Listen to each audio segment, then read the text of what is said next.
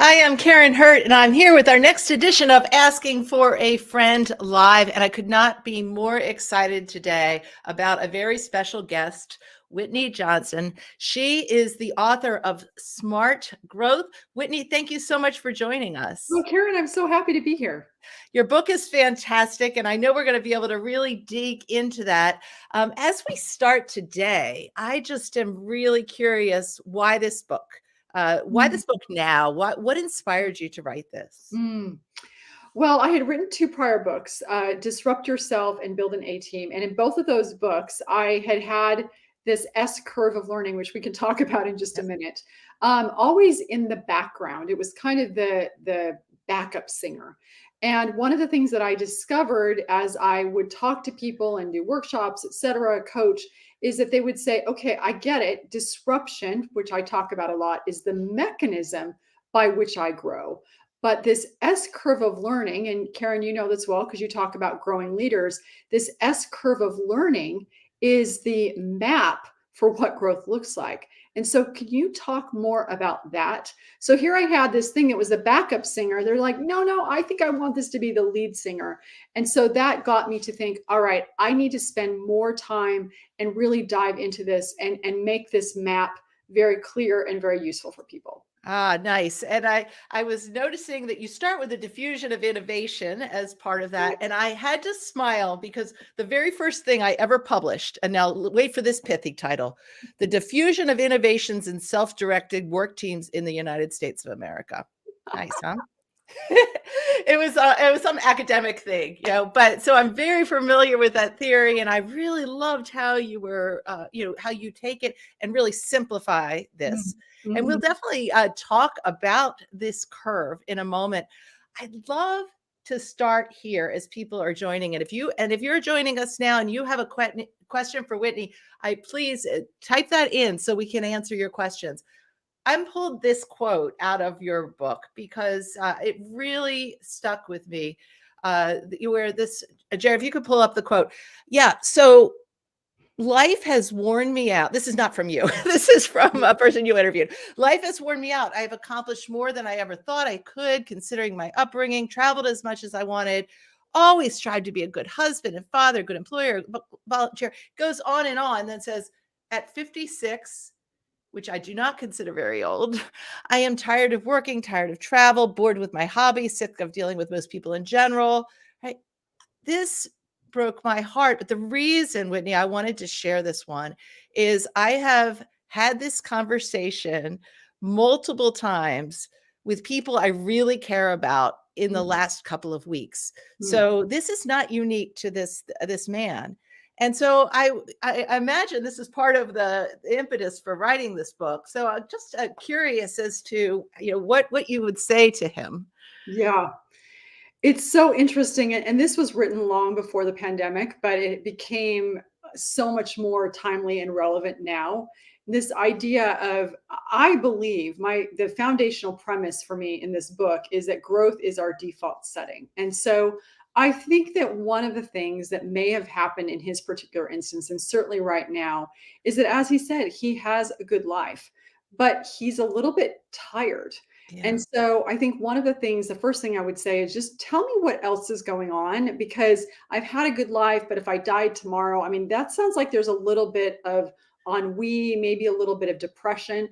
And so Mhm. I would want to know a little bit more because if we're not thinking about growing, something else is happening. And it may be certainly right now is that, you're on this mountain and you're climbing this mountain and you're tired.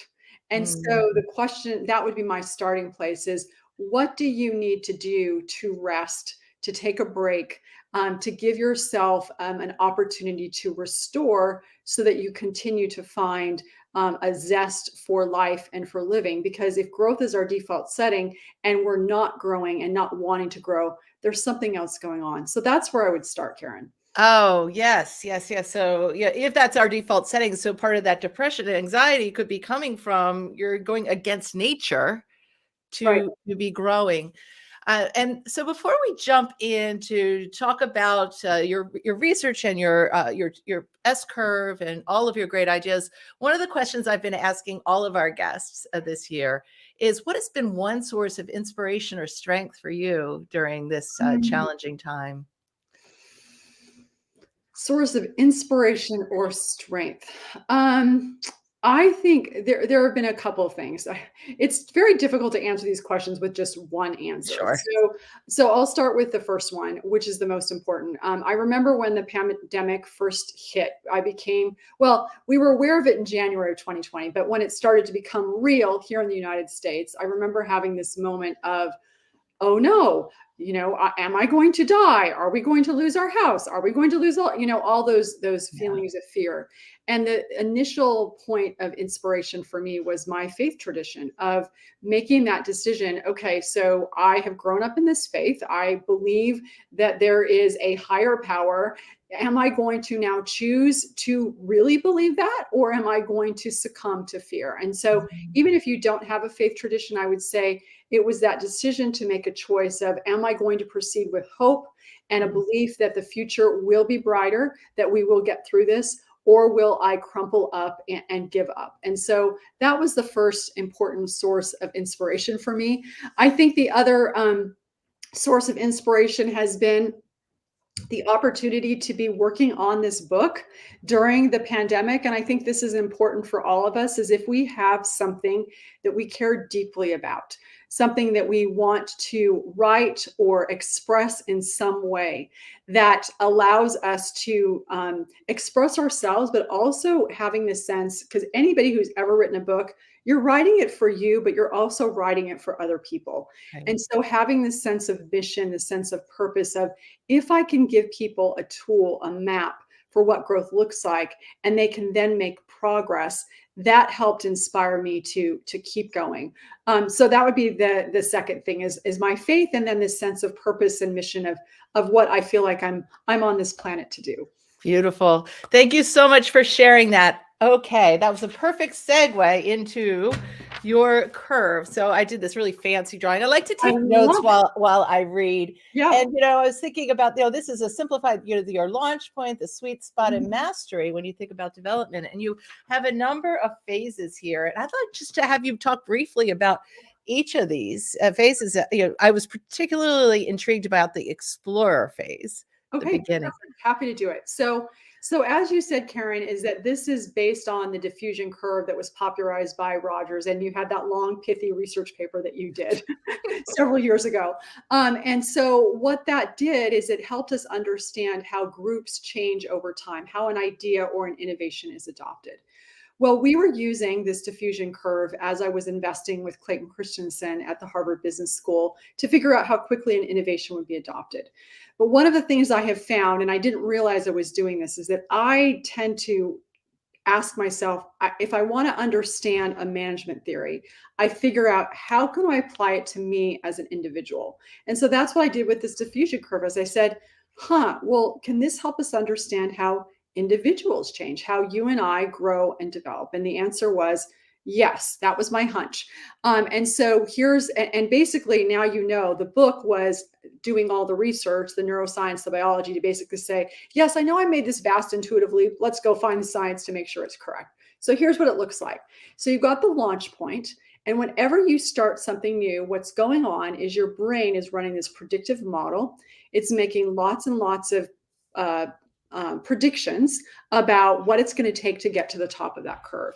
And at the launch point, many of those predictions are incorrect. And so your dopamine is dropping. You also have this experience of you're in this new territory. You haven't mapped the territory yet. Your brain is literally making memories. And so you've got this situation of you're exhausted because cognitively, you are really taxing yourself. And then, of course, there's the question of identity. Who am I if I'm not who I was and I'm in this new place?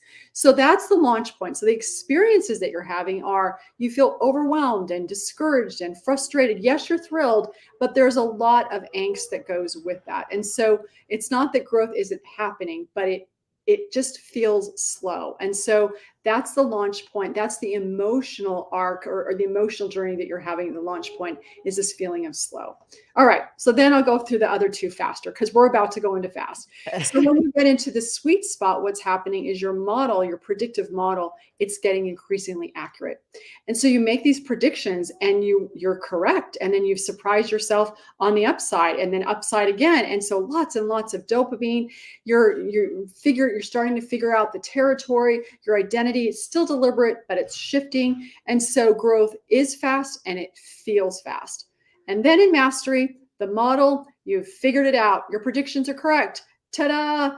And so the experience you're having here is there's not really much more new to see, not a lot of dopamine. And so growth is in fact slow. So you've got slow and then fast and then slow. It traces the emotional arc of growth. And so this S curve very simply, very visually helps you map what growth looks like. And I could talk about Explore, but you might have some comments first. I really resonate with that. And as I was reading it, I was thinking about my own experience from pivoting from being a Verizon executive to starting Let's Grow Leaders. And you have this, these things about what are you thinking? And is this with my values? Is this with my identity? And who am I if I'm not a Verizon executive and without that whole network? And can I pull this off? And I'm like, yes, I went through all of those things. Yeah. And then once you start, oh my gosh, I have a lot of Twitter followers. How did that happen? So that stuff seems to happen really fast. And then, but then it gets harder. It really does get harder. Okay. So now you're known, you got a published book. What next? And I feel like that's about where I am. I'm on the tail side of accelerator going into mastery, and it's getting slower, So it's very interesting to think about that. So how do you coach somebody who's right there? I know. I was like, can we talk about this? That's interesting. All right. So I think what I would say is when you're in mastery, there's two things you want to do. There's two phases. There's the anchor phase, and there's also the mountaineer phase. So the first often overlooked part of this is once you've accomplished what you set out to accomplish, like you left Verizon, you jumped onto this new curve, you said, let's grow leaders. Well, you've grown yourself. And so now you want to stop and say, I did this. I did it. And you want to honor the fact that you did it, in part because you want to honor yourself, but also because emotions create habits. If you focus on what worked, then you can get more of that. It's an ephemeral phase, but it's an important phase. But then the question becomes, all right, now I'm at the top of the curve, and you're saying to yourself, I know, well, you have to ask a couple of questions. The first question is this a summit or the summit? So in this particular instance, it's not over. No. Right. Exactly. So you say to yourself, okay, I'm in mastery. Does that mean like you left Verizon, you started this business? Does that mean you want to start another business? Maybe. But my guess is it's like, no, that's actually not the answer. You feel like you found your calling. Yeah. What you want to do is then say, well, how do I turn this summit into a summit, not the summit? What do I need to do so that I effectively push myself or recalibrate so that I'm still in the sweet spot? Oh, I love that. Right. Yes. And so then, for example, I'll give you an example. Well, let's just keep doing you because you asked. And you're not asking for a friend, you're asking for you. I love that title so much. Okay. So for example, you're saying, well, all right, well, I know I'm in mastery and I'm great at facilitating. I'm doing all this coaching. I'm doing this speaking, but maybe I want to be an even better speaker. So what would I do to say, yeah, I'm good at this, but I could be great. So what do I want to do to be great? So you push yourself into this sweet spot. You start something like asking for a friend, or you mix up how you're doing this. You start a podcast, or you start coaching different types of people, or you build a technology tool, all sorts of things that will allow you to put yourself into the launch point of learning something new, so that when you think of your career as a portfolio of S curves, which in fact it is, you've got some places where you're in mastery. Because you've got some places where you're at the launch point, the overall balanced portfolio is that you continue to feel like you're in the sweet spot. Ah, nice, nice. And David, my husband, co-author, business partner, is listening, and we're about to launch a new product. So I think we're doing exactly the right thing. So that's There you go. There you go. oh, good, good. Some of the questions you had around the explorer phase, I thought were really interesting. So if somebody is questioning, listening right now and saying, I might want to do something completely different, but I'm not sure. Right. You say, is it achievable? Is it easy to test? Really good. So before you take the leap, is it easy to test? Is it familiar yet novel? Like, is there something core that I could pull off here? Does it fit my identity? Is the reward worth the cost, right? I hear this. I just got off of a coaching call with someone who's trying to decide whether to make a big pivot, and she's making a lot of money, and so these are the questions. So, any advice for folks in that explorer phase? Yeah. So the first thing is that the number one, understand that, and this is pulling from my disruption theory background, is the idea of when you disrupt, even if you do everything right, and yes, your odds of success go up significantly from 6% to 36%. There's still a 64% chance that it won't work. So as you're thinking about jumping to new S curves, understand that you're going to try a lot of things and they're not going to be the right fit for you. And so once you know that, it starts to give yourself this permission to say, okay, I'm going to try some new stuff. A lot of this won't be the right fit. And that's okay, because no S curve is ever wasted. So that would be the first thing, just to recognize, try some stuff, decide it doesn't work. Now, in terms of the questions, I think what I'd like to focus on, number one, is this idea of when you're making a lot of money and you're about to go do this new thing.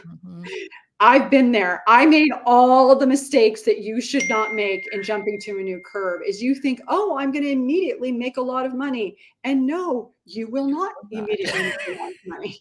So you want to say to yourself, okay, I probably need to have a couple of years of money or resources or whatever it is in the bank that I can bank, so that as I'm experimenting, I'm actually able to experiment. And that goes to this cost.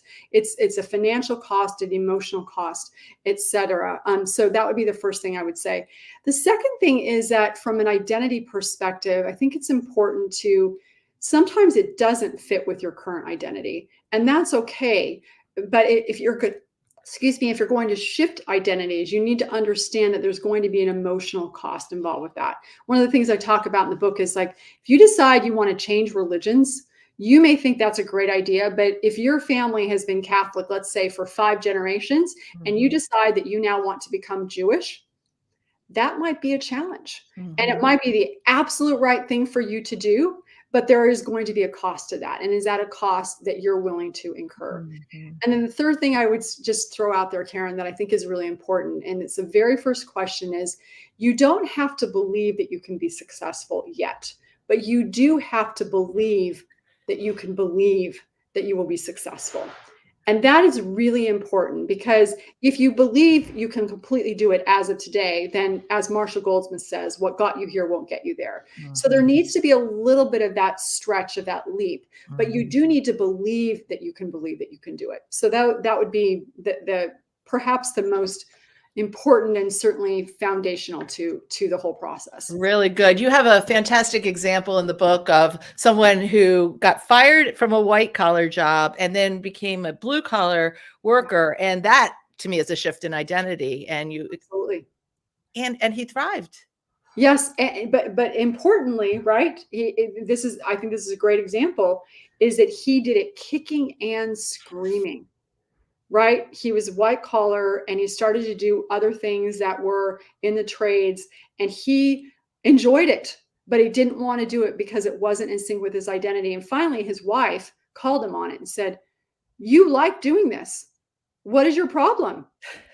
She was kinder than that. Yeah. But Yeah. you've got to figure out, like, if you enjoy doing this, then maybe you need to figure out an identity shift, because work, honest, good work, is important no matter what kind of work it is. Yeah. Yeah. I also really appreciate you sharing with our listeners that you are not going to be as immediately successful necessarily as you think you will be financially. And I remember when I went out, I said, I'm willing to invest/lose this much money. But when I get to this point, if it's not working, we're going to pull it. And Mhm. I got just to that edge, just to the edge. So, but I do think it's harder than you think it might be. And I always coach people on that when they're asking about making a transition like Oh that. yeah, it's plan on it taking 2 or 3 times longer than you expect and 2 or 3 times more money than you expect easily. Mhm, And mhm. then that allows you to be in the launch point and be in this uncomfortable, messy phase and be okay with it, not freak out and think it wasn't a good decision. It's just it's going to take a long time and Yeah, be uncomfortable and awkward and costly. yeah. So we are growing leaders over here. And so Yep. we've got people who are, let's take you've got a manager who's got some supervisors or some employees, and they're looking at the curve and they're going, okay, I got people everywhere. I got some masteries, I got some launches, I've got some sweet spots. Hopefully we got a lot of sweet spots. Mhm. How tactically do I approach my team and leverage some of the work and thinking to really help them with their development? Okay, I love that question. So you can manage your team as a portfolio of S curves. So you can use this initially as a talent development, as a retention tool, et cetera. But then you can also draw a curve and then plot out where is my team, where, who's on the launch point, who's in the sweet spot, who's in mastery. And if you want to optimize your team for growth, you want diversity of curves. As a starting point, I would use the standard bell curve distribution of at least 60% of your people in the sweet spot of their growth. And I'll talk about this in a minute, 20% at the launch point and 20% in mastery. So here's what's going on. At the launch point, your people are doing something new. As we said, they're awkward. So what they need from you is support. They need encouragement. They need training. They need resources, but they also need for you to value their inexperience. And this is why launch pointers are important. In addition to the pipeline piece, is that they are capable of doing something that no one else on the team can do, which is asking questions like, why do we do it like this? And those questions open the door to innovation. There's this Mm, fresh perspective. And I'm not just talking about recent college graduates, it can be a brand new CEO, but they're going to say, why do we do it like this? And that can lead, excuse me, to innovation across the organization. Keep going. okay. So, all right. So then, suppose you've got folks who are, you break this down really well at the back of the Mhm, book. So mhm. I'll just invite you to speak to some of that. You've got folks who they're at mastery. Yep. They don't really want a new S curve. They're like, I'm going to retire in 2 years, and because we get this question a lot from folks when, they say, I just don't know what to do to help them, but I want to keep investing in them. So what would you suggest there? Mm. Okay, so first of all, I would encourage you to have a conversation with them of draw the S curve and talk about that predictive model and the dopamine, et cetera, and say something along the lines of, you are now in this place where your brain is saying, I need something new to do. And just like a mountain climber, if at the top of the mountain there's not enough air, they're going to die. Well, you're not getting enough learning. Learning is the oxygen of human growth, and so your brain and body are going to start to die. So the question is, for these next 2 years, what are we going to do to make sure that you continue to grow and not die?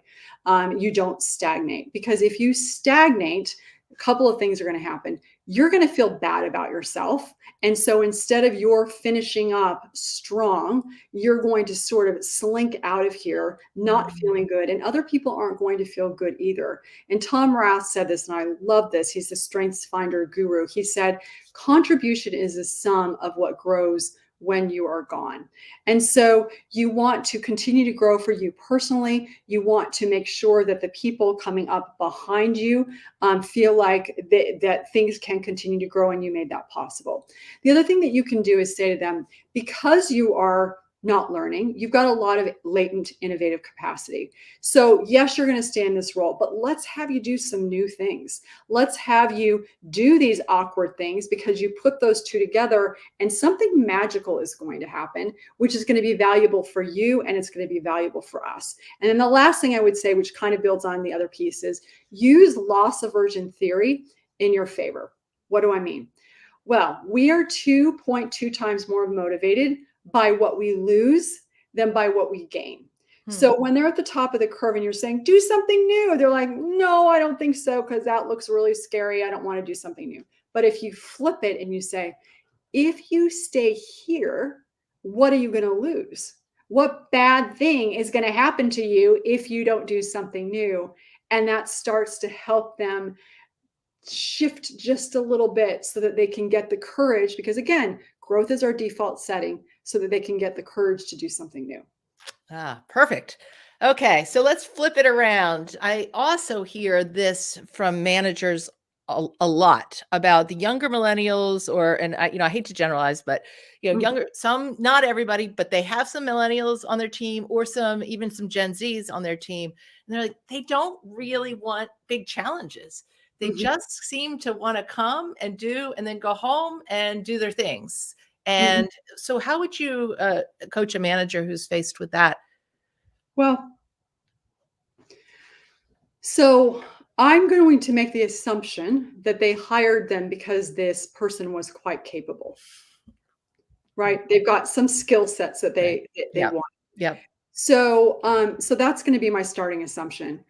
The second thing that I would say is that, again, I'm going to just hypothesize a lot here, but I do think that with younger employees, they saw Xers and boomers work very, very, very too hard. And part of what they're saying is, I want to grow. Growth is my default setting, but I don't want to only grow at work. I want to grow in other places too. Now, here comes the challenge for the leader. Is a leader we need to get to, who's not a millennial, we need to get to the point where we're not resentful of the millennial, where we don't say things like, well, I had to pay my dues, you need to do it exactly like I did. And to be able to say, okay, here's what needs to get done. I hired you because you've got this potential. I want you to grow in all areas of your life. How and when you do it, all good. But this is what you need to do in order to be successful. And what we know as human beings is, while we like freedom, we also like boundaries. Boundaries are important. And so if you can hold both of those things together, of flex on the where and the when and the how, but be very clear on what needs to get done, then you're going to create conditions where they're going to be able to grow themselves and also grow the organization, or not. They'll get to make that choice, but you will have created conditions where you have given them the best shot of making that possible. Perfect. All right. I can't believe we're almost to the top of the hour. So that went fast. I would love for you to let people say anything else you want about the book, where they can find it, anything about your organization that we should know, where people can find you, and your very best last piece of advice. Yep. Okay. All right. So obviously the book Smart Growth, you can find it wherever books are sold, local booksellers, Amazon, etc.